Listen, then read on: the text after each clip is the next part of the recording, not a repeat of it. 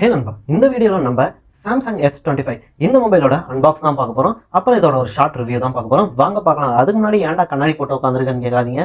Cooling glass வாங்கலான்னு கடைக்கு போனேன். கடைசியில் ஐ செக் பண்ணி 0.5 இருக்கு, ஒரு கண்ணாடி போடுறான்ட்டாங்க. அதனால ஒரு கண்ணாடி போட்டு இப்போ உட்காந்துருக்கேன். கூடிய சீக்கிரம் கண்ணாடியை கலெக்ட் நிலைமைக்கு வருவோம்.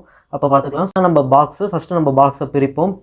ஃபஸ்ட்டு நம்ம பாக்ஸை பிரித்த உடனே நம்மளோட மொபைல் இருக்குது. நான் கூட என்னமோ பார்த்தேன், என்னடா மொபைல் தலைகீழ பிரித்து இருக்குதுன்னு பார்த்தேன். ஆனால் கடைசியில் பார்த்தா அப்படி தான் வச்சுருப்பாங்க. ஸோ நம்ம சேனலில் ஒரு first time flagship phone unbox பண்ணி போடுறோம். ஸோ ஃபஸ்ட்டு இதில் இருக்க ரேப்பரை ரிமூவ் பண்ணிடுவோம். ரேப்பரை ரிமூவ் பண்ணிட்டு பார்த்தா ஆல் ஓவர் நார்மல் மொபைலுக்கும் இந்த மொபைலுக்கும் பேக்கேஜே ரொம்ப டிஃப்ரெண்ட்டாக இருக்குது. கிட்டத்தட்ட இங்கே பாருங்கள்.